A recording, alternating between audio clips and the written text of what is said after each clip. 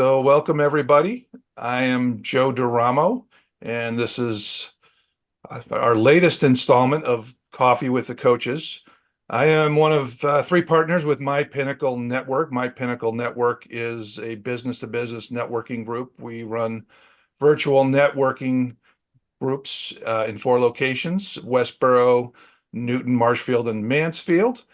Um, Today's we're having our coffee with the coaches with Ed Grant of the Alternative Board Neshoba Valley and Flavia Guerrero of the Alternative Board Boston Metro West.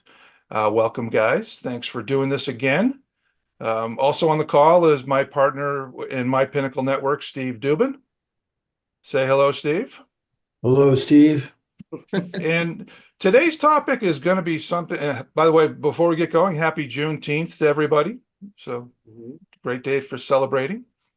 Before we get going, just a little bit about the format. We're going to have a little presentation by our coaches, and then we'll do breakout rooms where we'll work on the various things. Today's topic is time management, which given that it's summertime and we'd all like to be outside, except on today's like today, unless we're at the beach, need to figure out how to organize our day and time better. Vacations are a big part of summer, and the time management kind of segues nicely into everything we're dealing with these days. So without further ado, I'm going to just turn it over to our coaches and let them have at it.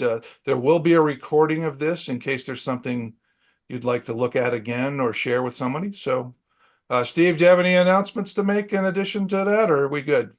Yeah, we have an upcoming live networking, open networking session for all groups and business people from the community coming up in Plymouth, and I'll post that information in the chat so people will have details if they want to respond. And questions, I mean, if we had a larger crowd, questions could be popped into the chat, but I think we can you can do that at first, but we also have a small enough session. I think we can kind of ask as we go here. I think the coaches would be okay with that. So without further ado, guys, I'll turn the mic over to you and the screen. Excellent. Thank you. Good morning. All right, I'm going to share screen here. We're just going to jump right in, and let me get that rolling here. It should pop up. All right. So time management, right? Urgent and important. Where does your time go? So today I'm joined by Flavia. So Flavia, real quick intro of yourself, and then we'll just jump right in. And we know some of the folks on the call already. Yes, hello everybody. Good morning. Some of you already know me. I'm Flavia Guerrero. I run TAB Boston West with my husband Jason. We partner with Ed and Electra here in the Boston area. We collaborate a lot. Some of you have been to our monthly events where we run a business owner roundtable. And that's basically what we do. We're business owner coaches. Our format is to bring independent business owners together in a roundtable format to help each other grow and achieve their goals. We also do one-on-one coaching. My passion is in behavior change, helping people grow and achieve their goals. My background is in consumer behavior marketing and investment banking. And in this job, all my worlds collide. It's the strategies, the numbers, but it's also the human behind it, the independent business owner and their dreams and aspirations. And it's a very fulfilling job. And I'm happy to be here with you guys today. Great. Thank you, Flavia. And basically, everything Flavia said applies to me as well for the most part, except I'm not married to Jason. So other than that, I think we have a common goal out there and are really enjoying working together and bringing the TAB model into our community. So, all right, moving on. What's today's topic? Achieving a degree of control over the sequences of events in our lives. All right, sounds very wordy and highbrow, but the reality is that we are in control of this, and believe it or not. So what are we going to talk about? We're going to quickly go through a lot of material here, but we'll provide the slides afterwards as well. There's some good content also in the appendix that we won't have time to get to today, but we're going to go into a little bit of the what, why, and how of time management.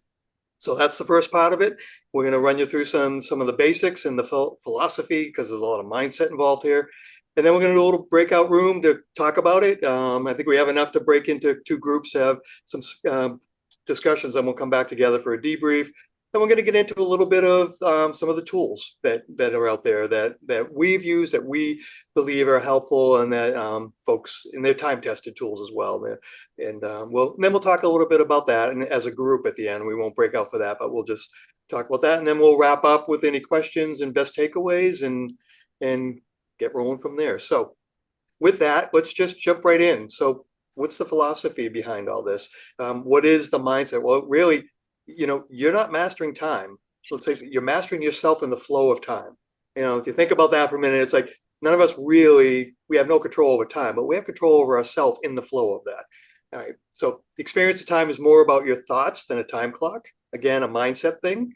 And then the stress you feel when you associate it with time, it's really your thinking. It's how you approach time is what creates the stress around it. And we're going to talk more about that here shortly as we move into it.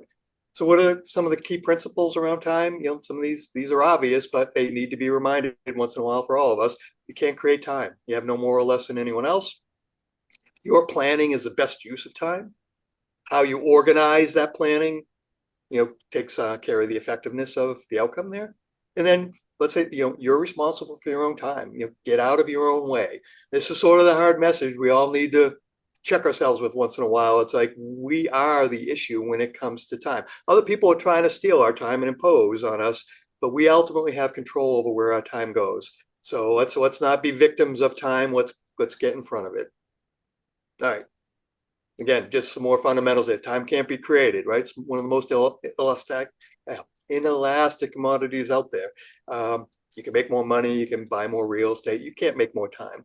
So at a high level, that's the amount of hours there are in a year, amount of hours there are in a week. You take away 8 hours a day for rest and sleep on average. We basically have 100 usable hours a week. Well, that 100 usable hours a week, that can be budgeted.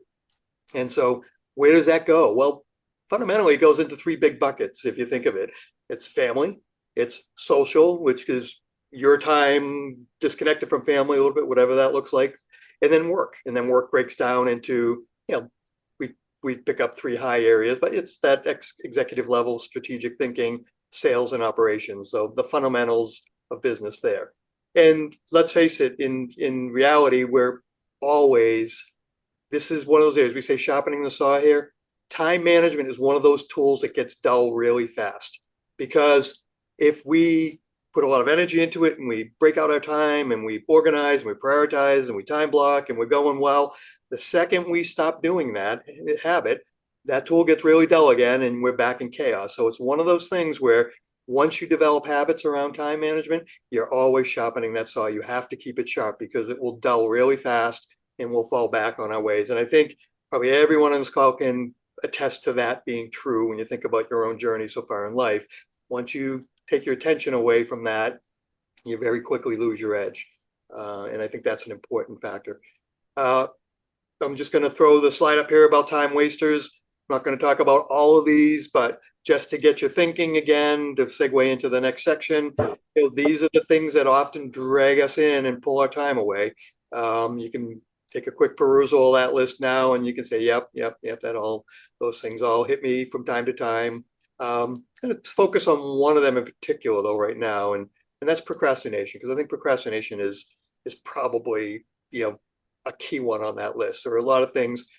I don't know anybody who doesn't get bitten by the procrastination bug to various levels. Now, this does reflect back on personality styles and profiles and things of your behavior that you get afflicted by procrastination, but it's there, and we all know, and we can all think of examples of it. So 3 major causes of procrastination, apathy, anxiety, and failure, fear of failure. Apathy, it's that lack of feeling or emotion or feeling indifferent about something. That's a real blockade from moving forward and getting things done. How a simple cure for that, easy to write it, hard to do, is objectify it, right? Either do it, get it out of the way, you don't like it, but it has to get done, just get it done, or feel good about not doing it. And we're going to get into more of how you do that in a bit, but be okay with not doing it and getting it off your list and saying no. That might be the real answer there. Anxiety, well, that's big, complex, distasteful. It's just, yeah, I really don't want to do this. It's a big, nasty project, but I've got to get going on it. Well, then break it down, but break it down into simple parts, put it in an action plan. And then the fear of failure, that's a big self-starter problem. A lot of folks will just be like, yeah, I'm not sure about this. It kind of plays into anxiety a bit, maybe a little apathy creeps in as well, but it's that sort of fear of moving out and failing. Well, then really what you do there is, again, easy to say, not so easy in practice, but if you can, just focus on the successful outcome. There's that another book and a concept out there called The Gap and the Gain. So this, if you're familiar with that, it's you focus on the gain, focus on the little victories along the way in the progress you are making, as opposed to that huge mountain that appears unclimbable in front of you. So there's a lot of different tools you can employ to help you deal with that fear of failure.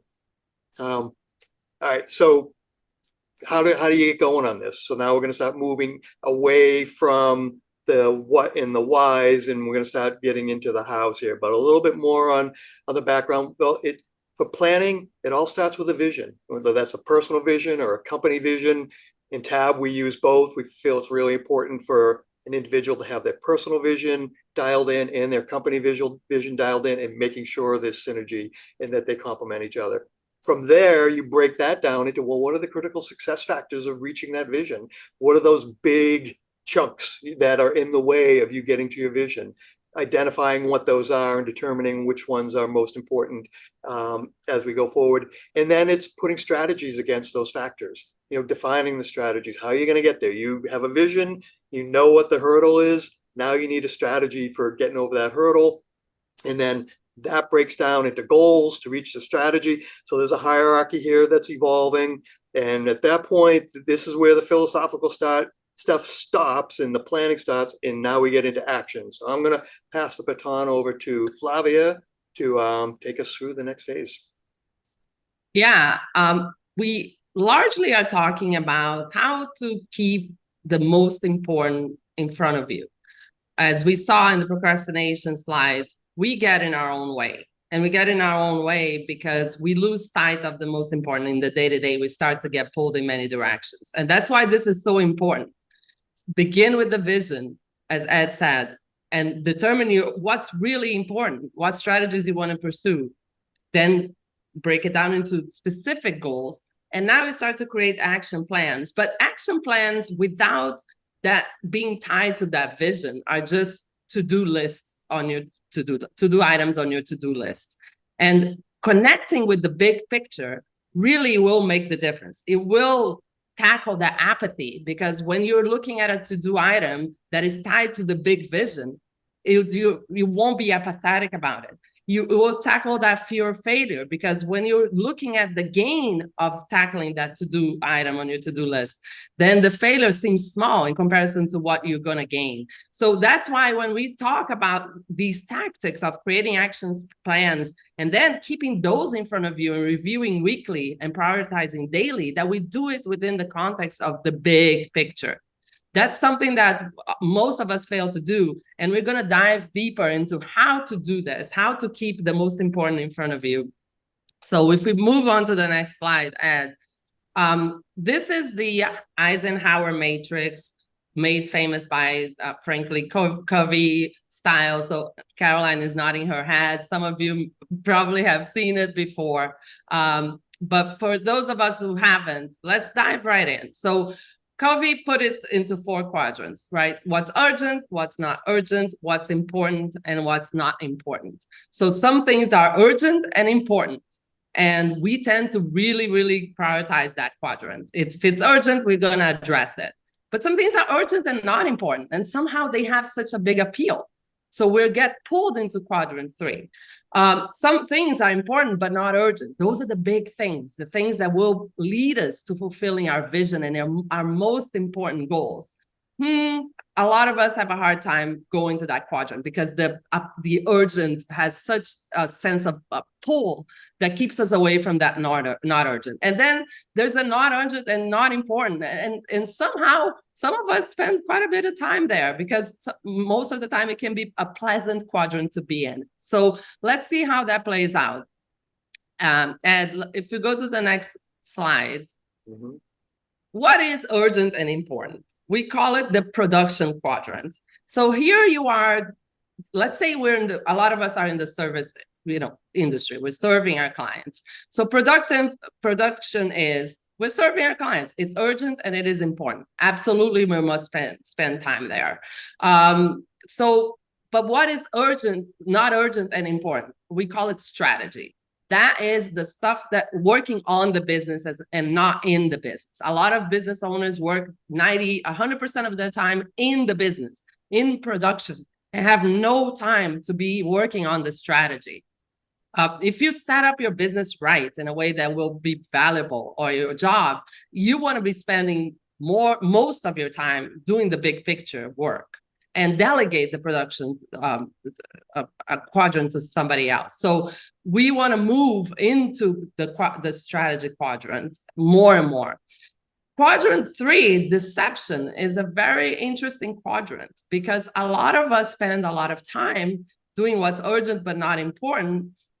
And we call it deception because you get a sense at the end of the day, if you've been doing a lot of urgent things, but that weren't important, you get a false sense of being productive. I did a lot, but really, how much of what you did moved the needle on what you want to achieve? So to me, that's the most important quadrant to pay attention to. How many meetings do you attend that keep you busy, but are not really being impactful in what you want to achieve? How many emails are you responding? How many fires are you putting out? How many people are you helping because of your altruistic nature, but that really aren't being impactful? So beware of the deception quadrant. And then not important and not urgent is waste, right? It's fine to spend some time there. We want to relax and decompress. We might want to scroll through social media and see what's going on. But knowing that it's wasteful when it comes to driving us towards our main objectives and what's most important.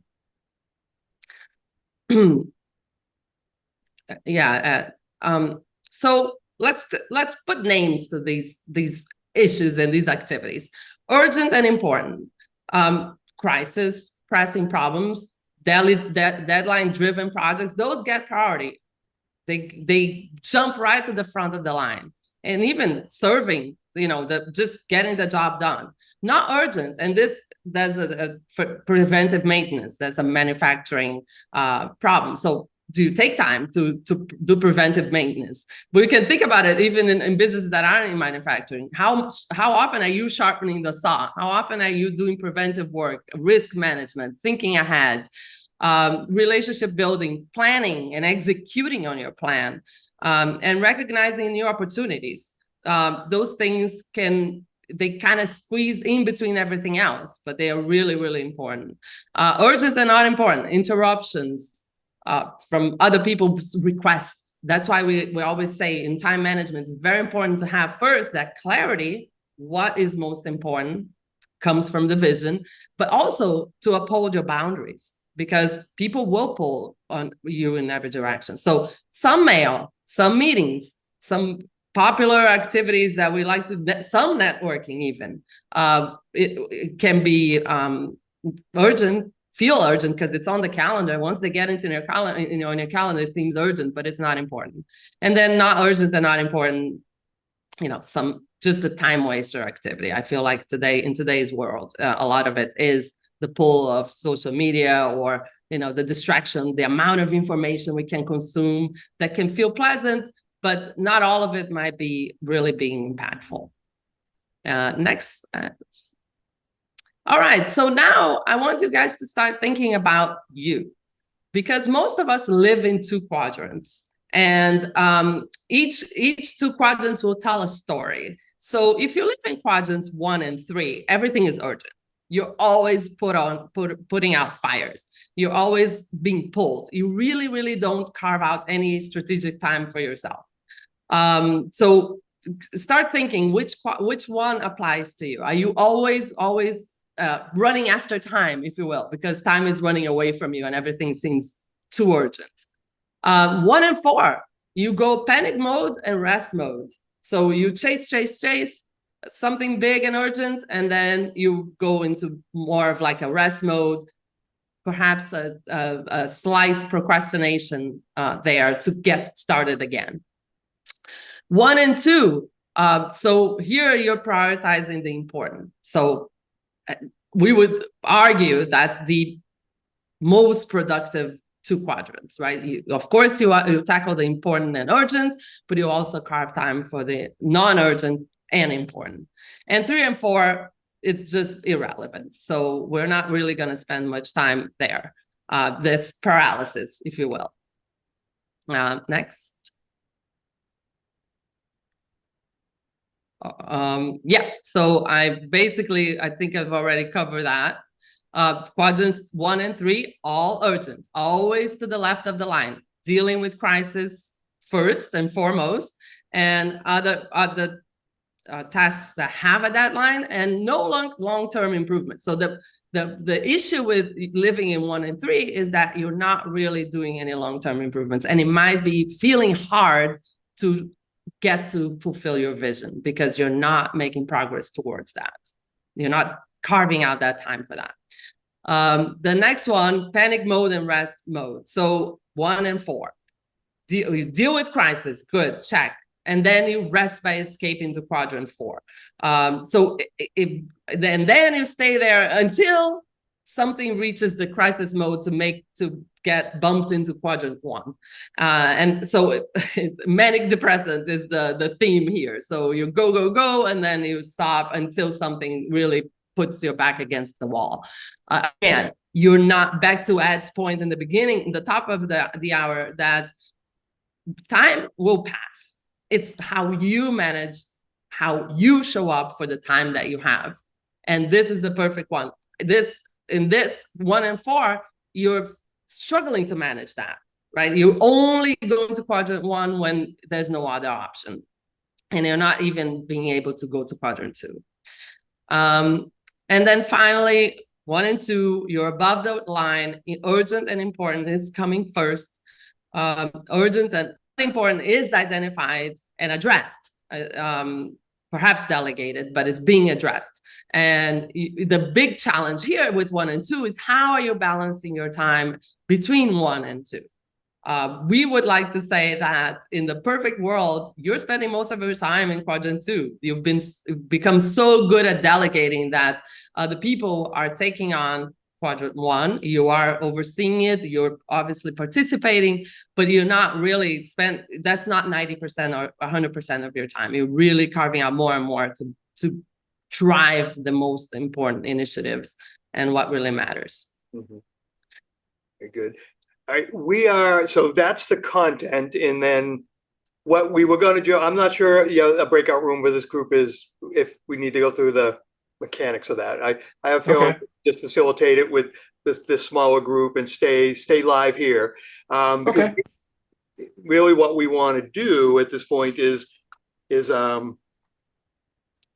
basically, so Flavia, I'm going to take it. Why don't we tee it up, what the discussion is, Flavia?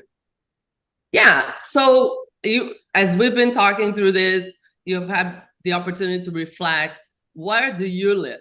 And our idea here is to say, where's the opportunity to tweak, to move, to shift, to look at something different? So based on what you learned so far, have you identified which quadrants you spend most of your time in, and perhaps even the percentage of time you're spending in each quadrant?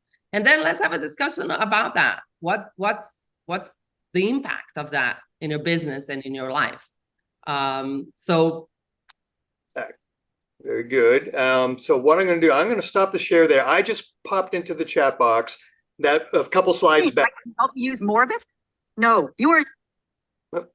Yeah, so from a few slides back, Jess, as a reminder, we went through a bunch of material there. So there's a picture in the chat box. You can expand the chat box to get a bigger view of it, or just click on the picture and open it if you want to. But we want to I want to go around and ask everybody, based on this conversation, I want to hear where you're living. What 2 quadrants is your world? And just kind of get some little bit of a sense of how people are feeling about it and where their world is right now.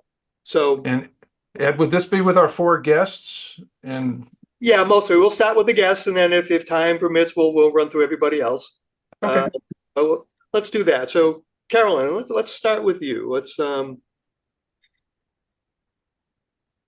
Oops. Hi. Okay. I'm trying to figure out where I live, so that's a good question. Part of my challenge is I don't really have people to delegate to. Mhm. So it makes it hard to not have to do all of it. And I find myself often in panic mode. For sure, trying to juggle everything. And yeah, I have hired someone sort of part-time as needed to help with some of the back office stuff like billing and my books and that sort of thing. But the work itself, all the email, all of the responding and doing and all of that falls on me. So I guess I'm probably 1 in 4 because then I kind of shut down. I get overwhelmed. I go into rest mode. And yeah, it's hard to kickstart out of that unless something is absolutely urgent and then I'm gonna panic again, Mhm. right? So it's kind of that cycle. Yeah. Absolutely. Great. Okay. No, thank you, Carolyn. Good. Yeah, thank you for, and you brought a very good point. If you don't have that delegation offshoot, the challenge of staying in 1 and 2 is harder because the delegation bucket is really 3. Because the ideal world is that, hey, you got some urgent stuff. It's not so important. If you can get that off onto somebody else's plate, like some of the admin, maybe cleaning up the books, getting some certain things done, you can delegate that one. And then, but if you don't have a place to delegate, then you do get stuck in 1, 2, and 3. It gets harder. You try to avoid 4, but as to your point, you get pulled into 4 because of the mode you're in. So it is, and it's called the tyranny of the urgent, right? You'll hear that applied to this a lot, and it really is. It's a real thing. Keith, what about you? Where do you think, if you had to pick 2 quadrants that you live mostly in, either 2? Hi, yeah. And Carolyn, I feel your pain. I'm in the same boat for the most part because I am an independent agent, so I work for myself right now. Back when I had the restaurant business, I could delegate a lot of things back then. But now I'm putting out the fires. I have to do all that. So I'd like to say more 1-3, but I'm more 1-3-4 because I'm go, hit panic mode a little bit. And then once I've put out all those fires, my body shuts down a bit. The brain, once I get that 1 second to decompress, it's like, okay, it just goes off. And I got little kids, so my schedule's a little different. So it makes it too easy sometimes to go into that rest mode, and that's why I'm trying to build up my business enough where I can actually bring on an admin, which I have access to. There's a couple of companies that we use, that a couple of the other agents use, but it can be expensive when when your book of business isn't big enough, because I haven't been doing this. I've only been doing this full time for a little over a year and part time, for like 3 years now. So trying to get there and get my head wrapped around that and making sure I prioritize the right way. Thank you, Keith. I'm curious, Keith, you mentioned 1, 3, and 4. So what would some of the 3 examples be? No. Sorry. No problem.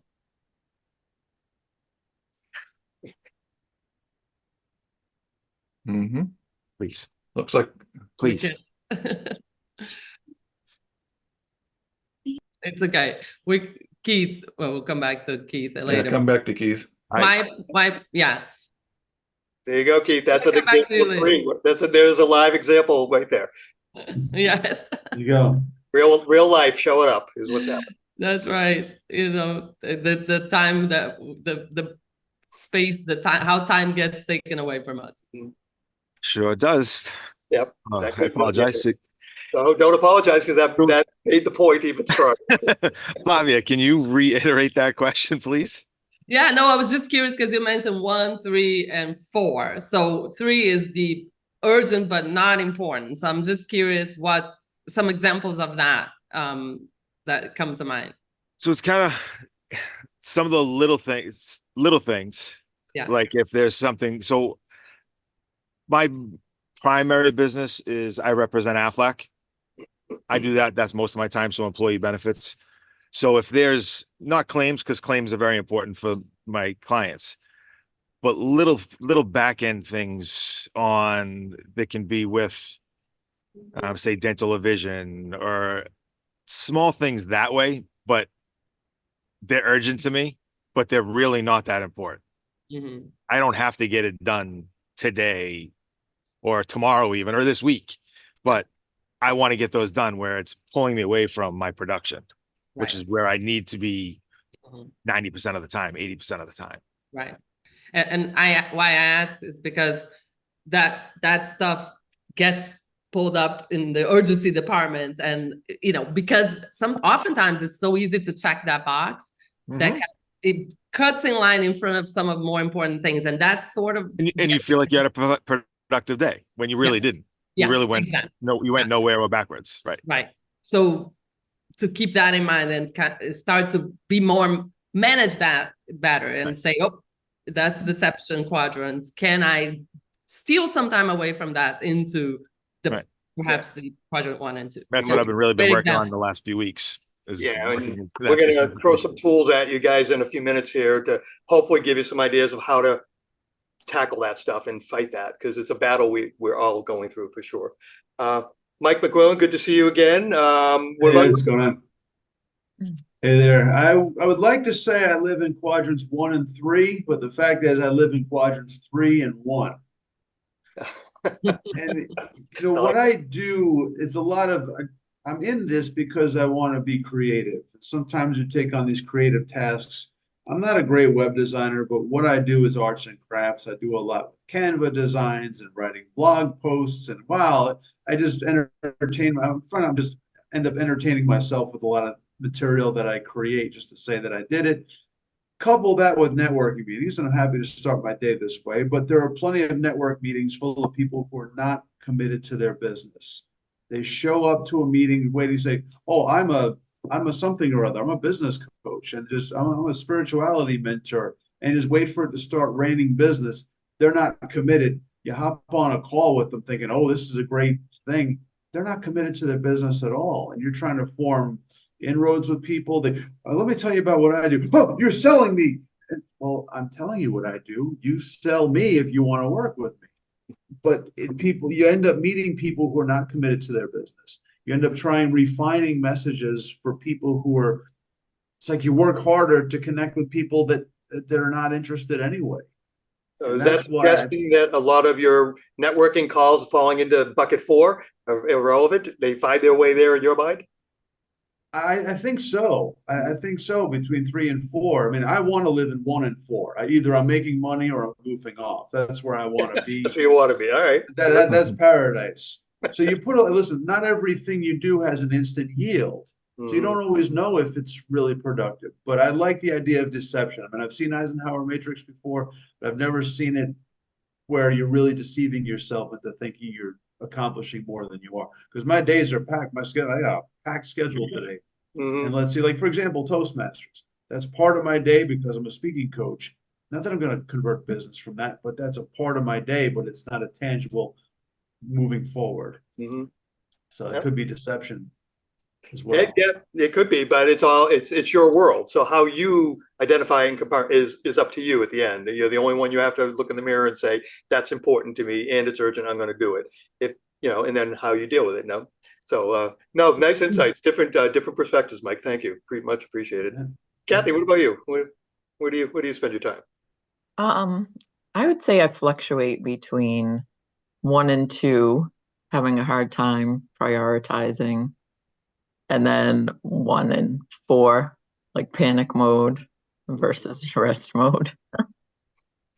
Yeah. Yeah, I have like a lot of competing projects, and it's really hard to kind of prioritize because I need to be working on them all at once. Yeah. Um, Yeah, that's a big challenge when you have a lot of important things that you've convinced yourself they're important, and now they're all feeling urgent. Well, then it gets much more striated, right? As to okay, which one bumps to the top, which one goes there, and how you. But having a system to do that is important. If it just stays chaotic and frenetic, then you do bounce between 1 and 4 more often because then there's no control over that. But if you can find a way to weight them, oftentimes I recommend to people come up with a weighting algorithm on an Excel spreadsheet, a simple one. How much do you like this stuff, or how much money you're making on that project. Come up with a criteria and then weight your tasks, that you having a hard time, and then sometimes you need numbers to tell you, well, okay, that one outscored that one, I'm gonna do that first. So there are ways to come up with little tricks to help you sort through that, but that's, very common there. Very good. In the spirit of time, Joe and Steve, real quick, why don't you just tell us where you guys think you spend your time? Go ahead, Steve. No, I was gonna suggest you go first. Okay. Delegated. All right. He's a Well, yeah, that's another great example of where I live, where Steve and I work together, so I'll get delegated things that sometimes it might be urgent for Steve to get it off his plate and delegate it to me, but on my plate it's not necessarily. So I'm living a lot between, I think, 1 and 3, and I think I've been using the board, and I think I've been misclassifying 3. I've been putting things in that are like the third most important, as opposed to there's an urgency to it. So I'm glad this has been a good exercise. Mm-hmm. Very good. Steve, what about you? The famous phrase, you seem to be rearranging the deck chairs on the Titanic. Oh yeah, I love that one. Yeah. Reminds me of some of the early business advice I've got, and it's really easy to go to that mode, right? Mm-hmm. The stuff that is maybe right in front of you but irrelevant. And my biggest challenge is, at one point I started with a list of 200 tasks for various clients I needed to get done or keep track of, working with Joe or another account manager named Jennifer who works with us. And I talked to my friend who's a therapist, and I said, I'm trying to keep track of 200 tasks. How do you even do that, even if I'm attaching dates? And he said, don't worry, you'll be adding another 200 soon. And that's really where I'm at, right? I've got like over 400 tasks. Mm-hmm. And I attach dates to them, and they're all electronic, so I can move them forward and I can add notes to them. But I guess in some cases I do prioritize what level of, let's say, our prospects are, lead number 1 through 3. But the other tasks I have not graded for their urgency, and that's probably the next thing I need to do. Great. Thank you, Steve. All right, very good. All right, we're going to move quickly through some tools at this point in the spirit of keeping our time contract, but we want to cover some of that and have a quick discussion about some of the tools, because it's a nice, perfect segue at this point for that. All right, going to go back to the screens here real quick, and where are we here? Okay, tools. Next one down. Sorry, I'm not in presenting mode. Gave me a little bit of a trouble earlier. All right. We're going to talk about just 3 areas and we're going to focus on a couple of them. So organizers, right? I mean, we all know what an organizer is: monthly ones, daily ones, to-do lists and to-don't lists. That's another, you'll hear people talk about what's your to-don't list. Well, you can kind of sometimes take your near-in stuff and split them and say, yeah, based on, I'm not going to do those now, or I'm going to get rid of them altogether because I've realized after sorting through them that I shouldn't be doing these. They're irrelevant. Now that's a different way of looking at it. And then the other one is reduce clutter. We won't spend a lot of time on that one, but we do want to mention that clutter can be, whether it's electronic clutter, clutter in your head, or physical clutter. Clutter is an impediment to efficiency and productiveness. So, all right, Flavia. Yeah, before we even talk about an organizer, I want to stress the fact that what we're trying to do is steal time from the wrong quote quadrants into the right quadrants. And the most important thing to do that is to have your plan and your vision in front of you. So yes, while we want to have an organizer that keeps that in front of you, is mobile. The most important thing is that it's mobile. It's always with you. So it's your computer, it's your phone, it's a physical booklet that you can take places and you can look at it, make it visible. I always say a to-do list or a planner or an organizer of your tasks without that anchor just becomes clutter in a way. because nothing is prioritized. I think, Steve, you were talking about 200 items on your organizer. It's not really that helpful. So when thinking about having an organizer that keeps your tasks, important tasks in front of you, think about anchoring it with the big picture. How can I be moving to the desirable quadrants and away from the undesirable quadrants? So you can almost highlight for which color your tasks are in your organizer according to that. But very important that it can be with you at all times and that it's very visible. I just moved, so I can't say that this is absolutely true anymore, but I used to have in my old office my vision, my critical success factors, my goals, and from that I could trickle down into putting things into my organizer. So think about shifting the matrix is 100% of your time, and you're stealing time from each quadrant into the quadrants that you want, and then have it visible and mobile with you in your organizer. Thank you, Flavia.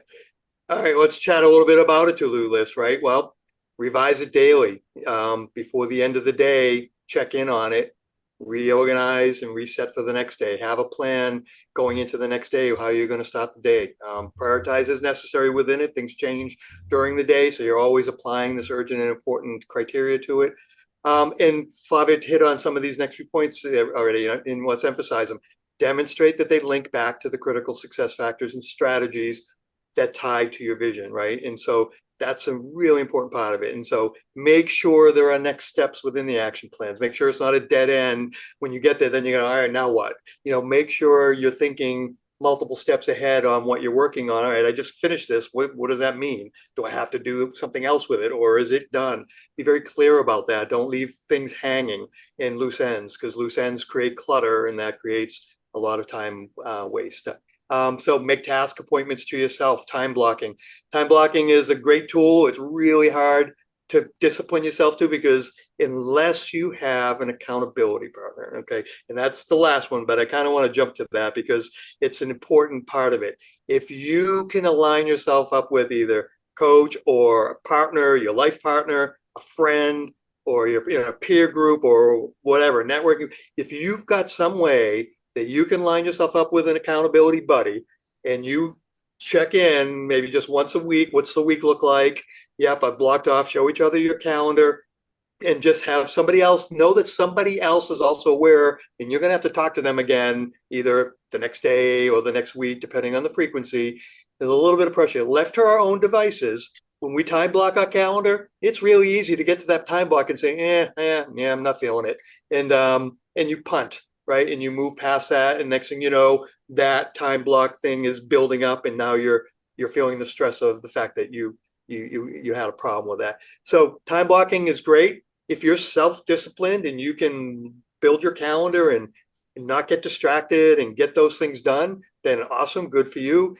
If you need a push, align yourself with some sort of accountability tool to get it done. And just again, to reemphasize again, everything being grounded back. If you can create a vision, create a 1-year plan, and then you break it down into 90-day goals. If you can break your world down into those bites and they're all tied together, it gets a little bit easier. Well, actually, frankly, it gets a lot easier to separate the signal from the noise, the wheat from the chaff, on all these things that come at us. Because if you can filter them out back through, is this helping me reach my 90-day goal? And that helps you with the urgent part of it, then that's a filter. And if it's like, no, that's not really in my critical path, then you put it in one of these other boxes. And if you can delegate it, great. If you can't, you defer it. It sits there in box 4 and either goes away, or at some point in time, it rises back up on an urgency list because of time going on. But if you can discipline yourself around it, but if you can anchor this and tie it back to those visions and goals, it gets a lot easier to sort it out. Otherwise, we just become servants of everybody else's demands on our time. And oftentimes they're not aligned with our goals and visions. And that's really, I think, the very important takeaway from all this today. And Flavia, why don't you, we got one last area we'll touch on. Yeah. I love what you said, Ed, because I think there's physical clutter, but there's emotional clutter. There's electronic clutter. There's so much clutter, and there's psychological clutter, and there's philosophical clutter. So, clutter just is the stuff that gets in the way. So mainly what we're saying here is you have that budget of time in the 4 quadrants. How can you get clutter out of the way? Physically, yes, it's stuff getting in your way, because when there's too much on your, literally on your physical plate or on your desk, that makes you less productive. You're going through stuff and you're wasting time with that. But also, what is getting in the way is this idea of clutter. It's the stuff that's filling up your calendar, and thinking about having so many chips to put on the table. How are you going to move your chips around? How are you going to get rid of that clutter? And back to Ed's point, the hardest quadrant to be in is quadrant 2. And it's probably the most desirable to be in, along with quadrant 1. But you want to be doing the important things, and clutter gets in the way. The other quadrants get in the way. So probably the most effective way to get to quadrant 2 is to have an accountability partner or group or person, because that raises that sense of urgency and that investment. You've committed to something with somebody else. Immediately that becomes more urgent, right? Mm-hmm. Because you don't want to disappoint them. So think about clutter this way. If you have physical clutter, it's getting in the way. Things have to get out for the important things to come in. And that goes beyond physical clutter into how you look at your calendar, how you look at your time, and how can you move into the right quadrants. Mm-hmm. Yeah, thank you, Flavia. Folks, in the spirit of keeping moving on, I think the tools are the tools, right? I think the tools are they're secondary. We all need to figure out tools that work for us. I think the bigger takeaway, and I going to jump to that to kind of get back into sort of tying this back in and then getting your feedback on some thoughts, is the bigger thing here is about really the philosophy and the mindset around this whole thing. I think that's the real takeaway we want to have from today. So with that, we're going to say the tools are the tools. There's some more tool stuff in the appendix when we send you out the PDF. There'll be some additional things in there you can look at. They might be helpful. They may not, but they're the physical tools. They're more of the, things that, that are secondary to the main message here. But this is the real important thing here. And, what you are responsible. That means we are all responsible. It's get out of your own way. Don't try to change something that's unchangeable. We do tend to spend some time trying to do that. Let's understand what's changeable, what isn't, what can you control, what can't you control, focus on what you can control, and drop inefficient bad habits. That's very motherhood, but we all know we have them. Get rid of them if you can. Think of the consequences of bad time management. And then the last one, they exaggerate the time waster until it's ridiculous. Oftentimes, we're doing things and we know back in the back of our head that we shouldn't be doing this. It is, but you can exaggerate certain time wasters and then you can start laughing at them going, yeah, I don't know why I'm doing that. It really is a crutch, or I'm really just using this as an out. Recommendation here, if you haven't read this book before, highly recommend The Atomic Habits by James Clear. It's a wonderful story, and he has a great way of breaking down a lot of these things. How do you identify inefficient habits? How do you get rid of them? How do you put a penalty system in place for yourself to get rid of them? How do you put a reward system in place for developing new habits so that you can adopt those as habits? And it's based on incremental, small change, not monumental, change the world stuff. And it's very grounded in fundamentals. So I highly recommend using that as a supporting reference and resource for your time management. And then really our final words of the talk are, you can't create time, right? You have no more or less than anyone else. Your planning is the best use of your time. Your organization enhances effectiveness, and you are responsible for your own time. So get out of your own way. I've said that a number of times in this presentation. We are in our own way when it comes to time. We saw that budget. There's a finite amount of time we have. How you use it and how you choose to use it is going to determine ultimately, you reaching your vision. And at the end of the day, most of us here are trying to grow a business or at least sustain a successful business. It means if we can't find time in that box number 2, we're going to struggle. We're going to be that hamster on the wheel, just, hoping things are different and falling into Einstein's theory of insanity, right? Doing the same thing every day and expecting a different result. The only way to break that cycle is you've got to find time to work in that quadrant 2 and sort through the rest of it. Again, easy to pontificate on and philosophize about, much more difficult to put into practice, but you can. And the answer is we can all do this. It just takes some sharpening that saw, retraining ourselves, and some discipline, and that accountability system, because if you need that, and I think most people I know need some sort of that accountability push, that's important. If you can do this stuff, well, you'll become a time master. It's all in us. We're not all there, but we all can be a time master. And so with that, let's shift over and first just open it up if there are any questions that anyone has, anything that they'd like to go back and dig into a little, and then we're going to go around and ask for your feedback of what's a good takeaway and what can you go off and do immediately to start changing your course on this. So any questions first? Just kind of small enough group, just anybody jump in if you do. If not, I'll poke around in order and get your takeaways. All right, doesn't look like there's any questions immediately jumping in. So I'm going to go around. We'll just say, best takeaway from the session, what resonated the most with you? And secondly, what are you going to do? What's your immediate takeaway from this actionable thing that you're going to go put some time into that are, and ironically, to help you with time. So let's pop around. Keith, let's start with you. Yeah, I think the biggest one is the clutter, physical and mental. There's things that occupy space, whether it be on your desk, your office, your computer. Mm-hmm. You get carried away sometimes, not carried away, but when I'm doing a lot of pricing or certain things for clients, and even for the employees, doing things for claims and whatnot, that I'm always on my computer, and then I'll save it. And certain things I have to get rid of either anyway, because there's personal information, so I have to get rid of that, trash it or shred it. But not getting rid of everything on my computer when I'm just gonna throw it in the desktop because I know where it is. I need it in the next 10 minutes to keep going back and forth. And I'll do that a bunch. And then then there's more than, and it's not going in a folder. So then it's all over the place. And same thing with in your mental space, stuff taking too much, things that are taking too much space in your head, which take up time because they're making you delay. Yeah. So I think that's some of the big stuff, and just because you want to be in that production sector, that quadrant, that much more. Yeah. So I think cleaning out my computer a bit and my office space to make it more accessible, and that way I have a place every night to kind of reset for the next day. That's really the biggest thing, is where do you start? Yeah. How do you start your day? Great. All right. Thank you, Keith. Yeah, if I showed you guys my desktop and my computer right now, it would support everything Keith just said. So we'll I exactly know what you're talking about. No wonder why my computer's not running so fast. Mike, we'll go to you next.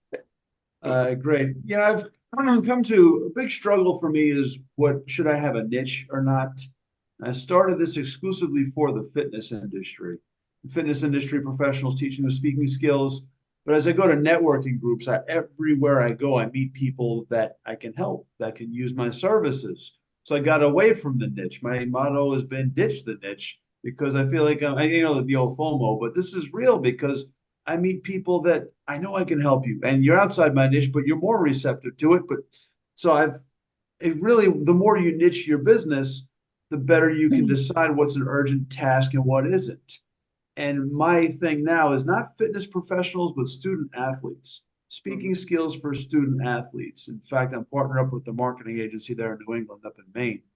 And now that I have that, in fact, I've got a couple of webinars coming up next week to teach this to student athletes. That helps me a lot. It's like, well, you know what? If you seek me out and you want my services, I'll be happy to let you hire me. But it's a lot easier to make a tighter circle, a more condensed circle of what is urgent and important. Okay. And that helps me get out of that third quadrant, which really has been weighing down my business. But would it be okay if I put a link to the webinar for next week? Absolutely. Yeah, throw it in the chat. Yep. There you go. Speaking skills for student athletes. Check it out. Good luck with that. Thank you. Kathy, how about you? What best takeaway and an actionable thing you can do? I think the best takeaway is like kind of scheduling, taking a step back and looking at big picture of, where I'm at with different projects. And one thing I'm need to do more of is declutter, both mentally and physically and electronically. So Awesome, thank you. And Carolyn? Yeah, I think the takeaway, the slide that really resonated the most was the four quadrants with the words assigned to it, production and strategy. And I think I want to put that up and be reminded of that regularly and wanting to stay on that top tier and more on the right when possible. And I think finding an accountability buddy is something that I want to try and do. Because I do see that as for me anyway, a tool that could be very helpful. Excellent, thank you. Steve, what about you? Yeah, I think I sort of talked through my own problem, which is I need to start prioritizing my more than 400 tasks. And I'm too frightened of having an accountability buddy. I'll have to do it on my own. Fair enough. All right, Joe, we're gonna work on that one, Steve. Joe, what about you? I've just came up with an idea that'll help me quite a bit with my procrastinating problem. I'm already doing the board, but during this call, since I'm recording, I have to stay on screen. I can't go anywhere. I can't check email. I can't do anything. So my idea is to put a red dot to whatever I'm working on my board so that I'm in record mode. That's what I'm doing. End of story.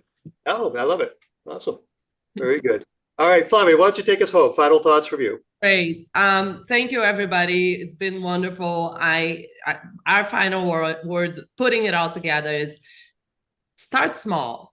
Start, carving out some time in quadrant 2 or the quadrant that is most desirable to you, because usually that energizes us too. So we can just reduce our time in quadrant 4 having to re-energize. What really drains us is the tyranny of the urgent. But when we're working on what we really love, what we really want, that kind of becomes more energizing. So just play around with it, but start small. Don't put so much pressure on yourself. Just start, dipping your toes. Is it half an hour a day? Is it, an hour, every other day? But just start stealing time to put in the most important quadrant, and you're going to start to see the benefits. It's been a pleasure. Thank you so much for listening. Any questions, let us know. You have our contact. We're going to circulate the slides, and we're always here for any further questions.